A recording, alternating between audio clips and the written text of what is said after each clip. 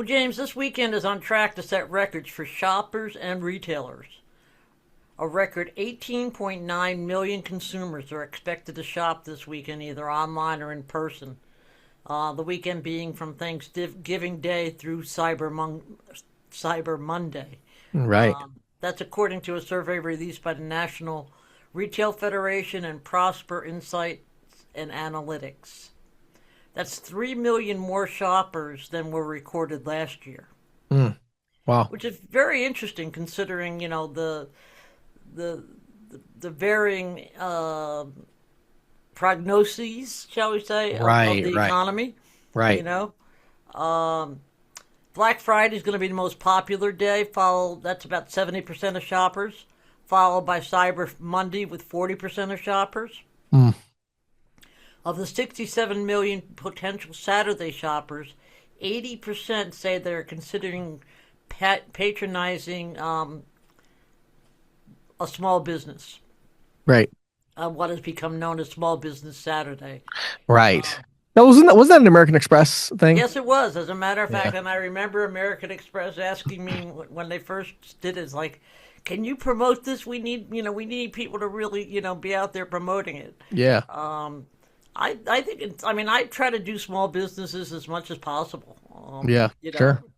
I like to get novelty gifts anyway. I mean, but it used to be very interesting because I used to have this huge shopping list of about 30 people. Now I've shaved it down because it used to have to be all my nieces and nephews and their kids and their kids, and it was like after a while Right. we were like, enough of this. I mean, the kids have way too many toys to begin with anyway. Yeah, But exactly. anyway, so as of early November, 58% of consumers said they had already started their holiday shopping, which is in line with the last 5 years.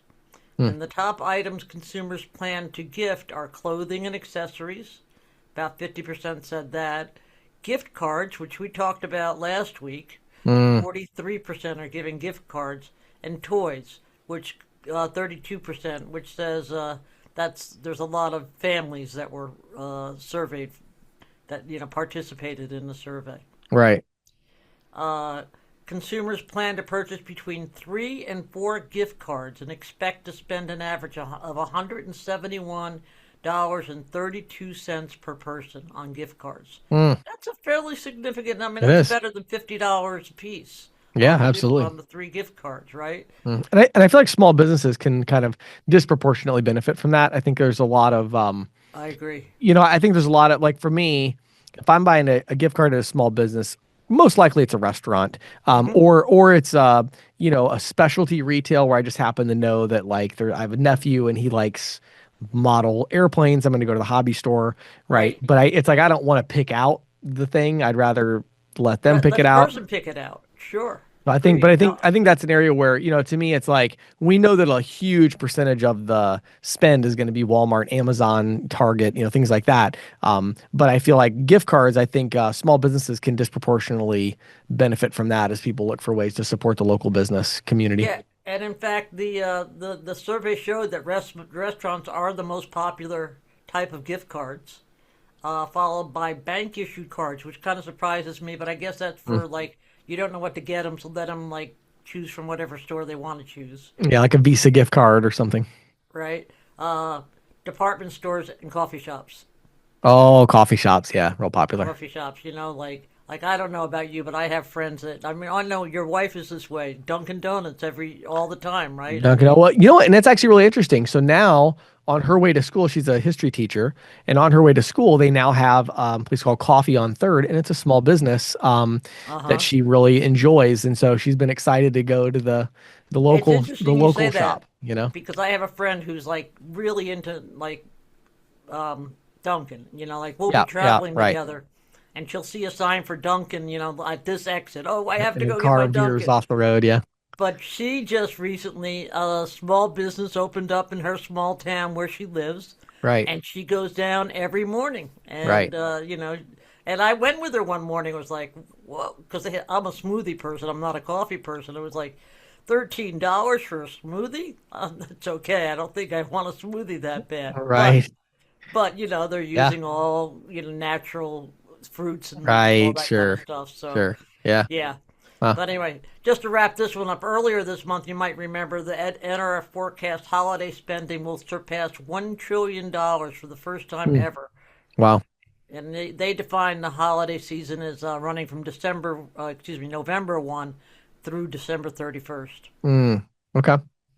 The next story I have is really interesting. Um, the Better Business Bureau has issued a warning about a new scam that affects people using tap to go apps. It's called ghost tapping. Have you heard about this? I have not. Tap to Pay, as you know, uses near field communications, which allows devices to communicate with each other and send payment and data, etc., within close proximity. Right? I mean, Mhm. you use your watch. I know. I do. I use my card. Hmm. Well, it seems that thieves can take advantage of this convenience in several ways. For example, a ghost tapper might bump into a consumer in a crowded space and surreptitiously move a tap to pay card reader within scanning distance. Hmm. Now, I wonder how that would work because you do still have to double tap on your phone with your Face ID or something for I think. I mean that's how mine is. Like I can't just if I tap my phone on a reader, right, then it's gonna pop up and I have to do my face and double tap. What I think you'd almost have to be in line and you'd already had double tapped and gotten the Face ID and I'm like getting ready to pay for something else and then somebody comes by and just taps it to get. That's true. Or else it could be a tap to go card, which I use my cards. I use the Oh, of card. course. Yeah, and there's no two factor for There's no that. two factor when you're That's using a funny. I hadn't card. even thought about it. Well, I guess another reason I'm glad I don't use tap to go It's a card. I'm good glad I use reason my phone. for using your phone, My right? phone or my watch, either one, but they both require that two Right, factor. right. Huh. So now also fraudsters have been known to ask for donations. In a crowded mall or something like Hmm. that. Typically small amounts for a charity, uh, but they're actually charging a lot more. And there's of course it's a bogus charity.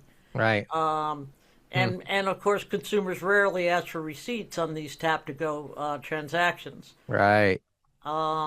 Some fraudsters pretend to be vendors, such as at street markets, and rush consumers through the payment process so they don't notice the true cost. Right. It's another form of ghost tapping. Hmm. According to Newsweek, they reported that a consumer in Missouri lost $1,000 to a ghost tapper carrying a handheld card reader. Hmm. Individuals going door to door selling chocolates for special needs students who claimed that they could only accept tap and pay with a card. Hmm. Of course, that would like set off my scam alerts right away. But Hmm. they then charge huge amounts to the unsuspected consumer. One person told the Better Business Bureau they lost $537 to such a scam. Another was victimized for $1,000. Hmm. So the criminal trend, this is what I thought was interesting, is that this trend comes as the NFC Forum is moving to introduce a new set of standards that, among other things, will extend the range of contactless connections by a factor of four. Hmm. As it stands now, Apple Pay, for example, requires a device to be zero point 0.5 centimeters from the POS terminal. With Hmm. the new protocol, it would be 2 centimeters. Hmm. Not sure how that would run for cards. Yeah. I couldn't track that Hmm. down. But I thought that was interesting. It just always goes to Yeah. show you the fraudsters will come up with something for for any new form of payment. Yeah, and You know, Patty, one thing I have to point out here that I think is so fascinating is where are these fraudsters getting their merchant account, right? right? You would think we're probably talking about Stripe or Square, right? Mm-hmm. So what I think Sure. is actually kind of interesting is that this is really a cost of doing business for Stripe and Square. Like when you think about, okay, well, what happened in this scenario, right? These people didn't actually lose $1,000 or $500. They filed a chargeback, right? And they obviously won this chargeback. One would And expect, of yes. course, I mean, I can't imagine that they wouldn't. And so then what happened there was then, when the bank went to get the money, right, they would go to the merchant of record, which in this case would be Stripe or Square. Right. And then they start filing chargebacks, and then Stripe and or Square kind of shut these accounts down. And so, it it is so interesting to me. I think one of the really important payments concepts to understand is that there is a trade-off to frictionless merchant onboarding, Right. and the trade-off is the cost of fraud losses. Right. Now, I think what's going to be very interesting here is going to be Vamp and how Vamp is going to impact this, because Mm-hmm. are Stripe and Square going to start to run into some trouble with the card brands because of the percentage of fraud that's happening, whether it's TC40, whether that's, a traditional chargeback. Yeah. I don't know, but I do think it's an interesting, I guess to me, it's an interesting concept for me, of like Visa and MasterCard saying, do we care? Right? Which, Do, of course, you would think that they would for the sake of brand, right. The reputation where people are not feeling reputation. Right. safe. And I think, and again, I think that they've shown that with Vamp, right, and Mm-hmm. other things that they've done, to say no, we do care about the consumer experience. And so if they do, then it's like, well, at what point are they going to look at the way that this onboarding is happening with Stripe and other PayFacs? Right. Is it Right. too frictionless? Another really good question would be, is AI going to come far enough along that there's simply no excuse for not doing underwriting, because you can still do it instantly. You can still do it Right. in a robust manner. You don't have to just agree to let anybody start processing payments on And your platform. especially as AI gets better at that, I Exactly. mean, Yeah. it's So I only just think it's really, I interesting to think we're think only about. beginning to scratch the surface of what AI can do in terms of fraud detection. Absolutely. But I think it's Yeah. just, to me, it's so fascinating because um, this problem of fraud, it's very, we always think of it in terms of like, oh, this customer had fraud, right? But when it comes to a card payment, really it was about, well, that was a cost of doing business to somebody. Right. And in their mind it was worth it, to Square, totally worth it, because they're making all this money by allowing people to add, frictionlessly jump on their platform. They're leveraging AI the best they can, but they recognize that some very small percentage are going to get through. There's going to be fraud losses, and that's fine. That's just a cost of doing business for them. They don't care about that. And so I think the question is going to be, at some point, do Visa and MasterCard care enough Right. about that negative experience? Or if it really is, the media is presenting it as like, oh, this new scam. And it's like, well, that scam represented 0.0000001% of all the transactions in the US, and nobody cares. And I think it may be that, I don't know, but It it may is be, interesting to think about. but as the old saying goes, the fraudsters go where the money is. So, Yeah. It's you know, always a it battle. It's always a battle with the yeah, fraudsters. constantly. I mean, my entire, I often joke that I never thought when I got into reporting on this stuff that I would be a crime reporter. Yeah, on payments. Yeah. But there is. I mean, Yeah. fraudsters should go where the money is. Yeah. It's interesting. So, last up, I wanted to talk about some agentic AI projections and concerns. A new report from Payments Intelligence and WorldPay project that the agentic commerce market will reach $1.7 trillion by 2030. Hmm. Agentic models, of course, are where shopping is where, AI models do the legwork of shopping. 45% of consumers say they would be comfortable allowing AI agents to complete purchases for them. Among Gen Z consumers, it's 54%. Hmm. But there are fears tempering the promise of agentic commerce. For example, despite their willingness to let AI complete transactions on their behalf, nearly all consumers, 95% that is, still harbor concerns about AI controlling commerce. Among some of those concerns, the risk of fraud from rogue agents, kind of similar to what we were just talking about, the Mm-hmm. fraudsters going where the money is. 50% of consumers say their trust in agentic commerce would increase if they knew fraud protections were in place. Hmm. And then this is something that I've often looked at. It sort of kind of it helped me to keep a distance from it personally. Is the potential difficulties of reversing unauthorized or unwanted transactions. Mm-hmm. Merchants have concerns as well. 65% report being aware of AI driven fraud attempts targeting them or their customers in the past year.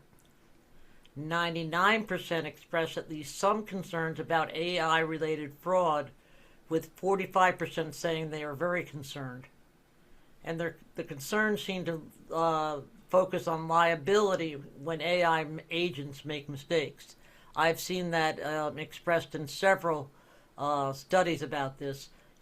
Okay, I wanted Merle sneakers, size 10 and a half, and they arrived as size 10. You know, who who who who who's responsible for that Hmm. for that mistake? Was it the website I ordered it from? Was Right. it was it the fulfillment house, or was it Merle? Who's going to make up and give me my size Right. 10 and a half and Yeah. expect me Well, size the 10? right, the real question is when your AI agent makes a mistake, who's responsible? That's Right, really the question, right? Because right. if it's you and you're responsible for that, well, then you made a mistake. And so It's now your the agent, company, right? Yeah. right? Versus if it's the agent, it's like, well, is it OpenAI's fault, right? But I'll tell you what's interesting, Patty. I think this is very similar to the last point, meaning I think it is too. this is going to come back to a cost of doing business. So Yeah. the issue is going to be, I can tell you right now, OpenAI is going to say, well, we have ChatGPT, same thing with Gemini, everything. So they're going to say, well, we need to get people to use our agentic AI for commerce. Right. So let's just give them a guarantee. Let's just eat the cost. It's the Yeah. cost of doing business, but as a result, we're going to get everybody to use it. Everybody's going to feel safe, and as a result, everybody uses it. So I still think that the larger issue here is going to come back to, and I talked about this maybe a month ago. The larger issue with agentic commerce is going to come back to, um, more like monopolistic or issues of control to say, well, how is the AI choosing who to buy from? Because it's an enormous power to say, okay, $1.7 trillion of spending is going to It's a be lot driven of by money. this AI. Well, how much of Right. that's going to go to Amazon and Walmart versus small business owners, and why, and who's making that decision? And I think that's where the bigger conversation is going to be. To me, the fraud, again, it's going to be a cost of doing business, and it's going to be a question of Visa and MasterCard coming up with, I feel like, a whole new paradigm of compliance components of like, hey, for your e-commerce shop to be able to use agentic AI, you have to have these controls in place for validation that this is a legitimate purchase. And then, Right. that has to be transmitted back to the consumer and whatever. There'll be a whole There has to thing. be And like checks and balances. right. And they're already working on all of that, as you can see. I mean, they've got all kinds of stuff out about it, but I think that's going to be interesting. And I think they're already starting. You look at the stuff, Stripe's been doing some really interesting things with AI, and Uh huh. trying to prepare websites for AI, agentic commerce. So I think we'll see some really, really interesting things along those lines. But I have a feeling fraud will be the least of the concern because I think it'll be more about fraud is like, I guess, to put it this way, fraud is like the known problem. Like obviously that will be a problem and Right. everybody's already working on it. The issue that's more the unknown is going to be, well, who's going to decide which businesses get this $1.7 trillion? And I mean, imagine this, Patty. Imagine for a second, imagine you owned a small business and you sold hats online, right? You have an e-commerce store fully hosted on your own website and you sell some kind of hat. Well, what if AI got suddenly magically confused and it started just buying hats from you disproportionately, right? Just by a tiny percentage. So you're a small business, you normally sell 100 of these hats a month. All of a sudden, you sell 30,000. Right. That's going to happen to somebody. Well, number one's like, well, why did that happen? Well, nobody really knows because AI isn't like that. It's not this like purely logical framework. It's like, well, it just did that, right? And it's like, well, what do you do about that as a business? How do you plan your business? Do you know, are you going to sell 30,000 next And month where are you or going is to get 30,000 hats from? where are you Because going to let's get that face it. from? Is the Right. AI next month going to decide to buy those hats from somebody else? Or so there's this whole kind of unknown about like, but it's like, so it's gonna, and I can tell you what's gonna happen from an AI perspective is it's gonna be like, this is a mess. Let's just buy everything from Amazon. So much simpler. Well, that's something question I But you have can't is do like, that. That's that now yeah, we run into a problem. can an Amazon or a Walmart somehow sway the AI to buy from it? Well, and I think that to me, that's a big question. That goes back to like SEO, right? This is like the new Right? SEO, which is Yeah. how do we optimize for AI, right? So Right. AI sees my stuff and wants to buy my stuff.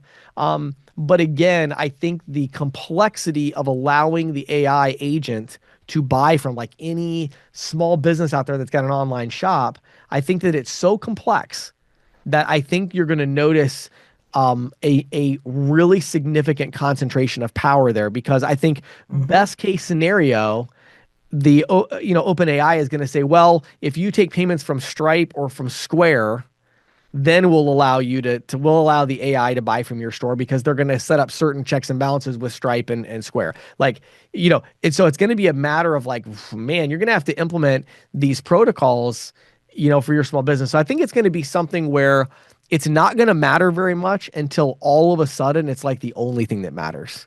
And Right. then small businesses are going to be scrambling to go, well, hold on a minute. How do I get some of this revenue? Now everybody's using AI to Well, buy all yeah, their stuff. How do I get it to buy my stuff? yeah.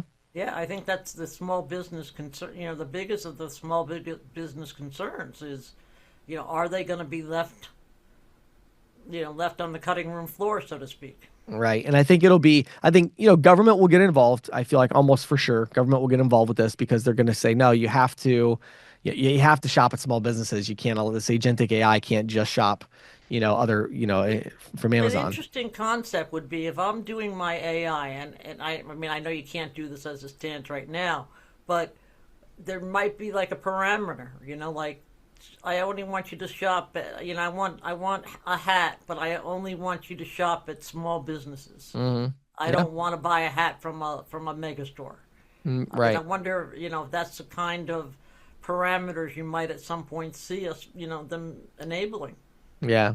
It's just, to me, the most fascinating question right now, just in general, is how humans and AI, work together. And I think payments is no exception to that. It's like, okay, is that how it works? Is the AI your shopping assistant that comes back to you and says, well, I did find that hat at three small businesses. It's also on Amazon. It's a lot cheaper on Amazon. And I know for sure you're going to get it if you order from Amazon. These other three, I can't guarantee delivery, but I'll buy it if you want me to. Is that Right, what it does? Because if it does that, you're going to say, never mind, I'll go with the Amazon one. You know what I mean? So, right, right. so I don't know. I think it'll be very interesting. And again, I still think there's a big opportunity where, and I think this is again already, I don't know, I don't have hard evidence on this, but I feel very confident that these interactions, these conversations are already happening behind the scenes between Oh, Visa, OpenAI, Gemini, of what no is this question. new standard, this protocol of validation of, I'm a business and I want to be able to accept agentic commerce. What do I need to do as a small business? I think that's already all being, worked out. And I again, I do think too. Yeah. what's going to happen is it's going to get beta tested, probably with Stripe, probably with Square. And so Mm-hmm. that will be a huge disadvantage to our industry. And we're going to have to fight for, okay, we know you rolled this out to Stripe and Square, but we need this as well. Right. So how do we become compliant with this new protocol, this new standard through NMI or through Fluid Pay or Authorize.net or whatever the gateways that we use as well? We need to make sure we have this new Yeah. thing, whatever it is, so that it's not just like, well, if you want the AI to be able to buy your stuff online, make sure you're processing with Stripe or Square, otherwise you're out of luck. Because I could totally Yeah. see that happening initially. I could see that happening, but I could also see there being an uproar as a result. Big time. Yeah. Yeah. So, And it also may lead acquirers and the large ISOs to somehow, you know, come up with some kind of business plan, yeah. that would attract the agentic AI. Yeah. I don't know. I think it's gonna take a It'll year or evolve. two to pan out, Hmm. but I think it'll be Yeah. really interesting. It will So be. Well, great Patty, thank you. discussion this week, Yeah, James. absolutely. Yeah, really, really appreciate it. Good topics. And thank you for sharing all that with us today, Patty. Sure thing.